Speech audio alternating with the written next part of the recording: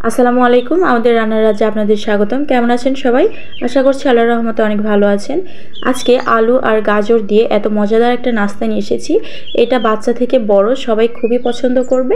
অল্প কিছু উপকরণে খুব সহজভাবে করেছি। সম্পূর্ণ ভিডিওটি দেখবেন আশা করছি। তো এখানে আমি একটা গাজর নিয়েছি আর গ্রেটারে খুব ভালো করে গ্রেট করে নিয়েছি, একদম ঝুরি করে। আপনারা এটা একদম ঝুরি করে কেটে নেবেন। আর এদিকে হচ্ছে আলু নিয়েছি, একটা ছোট সাইজের আলু নিয়েছি। তো গাজরের পরিমাণটা একটু বেশি দিয়েছি আর আলুর পরিমাণটা একটু কম। তারপরে এখানে হচ্ছে দিয়েছি ধনিয়া পাতা কুচি। আপনারা চাইলে নাও দিতে পারেন, তবে ধনিয়া পাতা দিলে কিন্তু খুব সুন্দর একটা ফ্লেভার হয়। তারপরে পরিমাণ মতো একটু পেঁয়াজ দিয়ে দিলাম। পেঁয়াজটা খুব সুন্দর করে কুচি করে কেটে নিয়েছি আর কাঁচামরিচ দিয়ে দিলাম। আর এখানে দিয়েছি ম্যাগির যে ম্যাজিক মশলাটা আছে এটা একটু দেওয়ার চেষ্টা করবেন। এটা দিলে খুব সুন্দর একটা স্মেল হয়, খেতে ভালো লাগে। আর যদি এটা হাতের কাছে না থাকে তাহলে একটু ধনিয়া গুঁড়া আর ভাজা জিরা গুঁড়াটা দেবেন, তাহলে সুন্দর একটা ফ্লেভার আসবে। সামান্য একটু পরিমাণে হলুদ দিয়ে দিলাম। তারপরে এখানে স্বাদমতো লবণ দিয়ে হাত দিয়ে খুব ভালো করে এটা মেখে নেব। একটু চেপে চেপে মেখে নেবেন, এতে করে প্রায় নরম হয়ে যাবে। বেশ কিছুক্ষণ মেখে নিয়েছি। তারপরে এখানে আমি ময়দা দিয়ে দিলাম, প্রায় 2 টেবিল চামচ পরিমাণে ময়দা দিয়েছি। আপনাদের যতটুকু প্রয়োজন হবে এখানে একটু দেখে নেবেন। এখানে একটু ময়দা কম দেওয়ার চেষ্টা করবেন। যখন দেখবেন হাত দিয়ে খুব ভালো করে একটা মুষ্টিবদ্ধ করতে পারছেন, মানে বড়ার শেপ দিতে পারছেন, তখন হচ্ছে আর ময়দাটা দেবেন না। অতিরিক্ত ময়দা দিলে কিন্তু আর খেতে ভালো লাগবে না। এদিকে আমি দিয়ে দিলাম 1/2 চামচের মতো বেকিং পাউডার।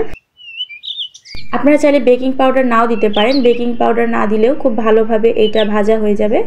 তো এটা মাখানো খুব সুন্দর করে হয়ে গেছে। এবার হচ্ছে আমি ভাজার জন্য কড়াই পরিমাণ মতো তেল দিয়ে দিলাম। আর দেখুন আমি হচ্ছে এগুলো কিভাবে শেপ দিচ্ছি। একটু ছোট ছোট গোল করে তারপরে চ্যাপটা করে আমি হচ্ছে শেপ দিয়ে নিচ্ছি। আপনারা আপনাদের পছন্দ মতো শেপ দেবেন, তবে চ্যাপটা করে এটা ছোট সাইজ করে দিলে খুব ভালো হয় আর ভাজাও খুব দ্রুত হয়ে যায়, খেতেও ভালো লাগে। তো চুলার জালটা একদম কমে রেখে আমি এটা খুব সময় নিয়ে ভেজে নিয়েছি। এইটা হচ্ছে বাচ্চারা এতটা পছন্দ করে, এই গাজরের একটা সুন্দর ফ্লেভার থাকে। আপনারা যদি বাচ্চাদের জন্য শুধু এটা তৈরি করতে চান তাহলে একটু কাঁচামরিচটা এখানে দেবেন না, কাঁচামরিচের বদলে একটু গোলমরিচটা দিতে পারেন অল্প পরিমাণে, খেতে খুবই ভালো লাগবে। তো আমার এক ব্যাচ ভাজা হয়ে গেছে, উঠিয়ে নিলাম। খুব ভালো করে তেলটা ছাড়িয়ে আমি হচ্ছে উঠিয়ে নিচ্ছি। তো এইটা এবার হচ্ছে একটা কিচেন টিস্যু উপরে রেখে দেব, এতে করে যে অতিরিক্ত তেলটা আছে এটা চলে যাবে। তো আরও এক ব্যাচ ভেজে নিচ্ছি। দেখতে পাচ্ছেন এগুলোর শেপ আমি একটু আলাদা দিয়েছি, এতে বাচ্চারা হচ্ছে হাত দিয়ে ধরে খেতে পছন্দ করবে। সবগুলো দিয়ে নিয়েছি, আমার এই 2 ব্যাচেই ভাজা হয়ে গেছে। তো এটাও আমার ভাজা হয়ে গেছে। আমি প্রতিটা ব্যাচ ভেজেছি প্রায় 7 থেকে 8 মিনিটের মতো, চুলার জালটা কমে রেখে।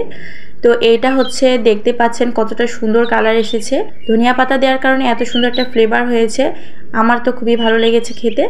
তো আমি এই গাজরের সিজনে মাঝে মাঝে এটা তৈরি করি। দেখতেই পেলেন খুবই অল্প কিছু উপকরণে এটা করেছি।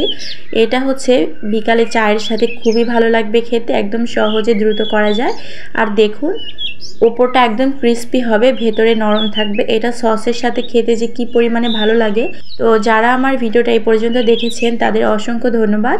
আশা করছি আমার চ্যানেলটি সাবস্ক্রাইব করে আমার পাশে থাকবেন। তো আজকে এই পর্যন্তই থাক, দেখা হচ্ছে পরের ভিডিওতে। আল্লাহ হাফেজ।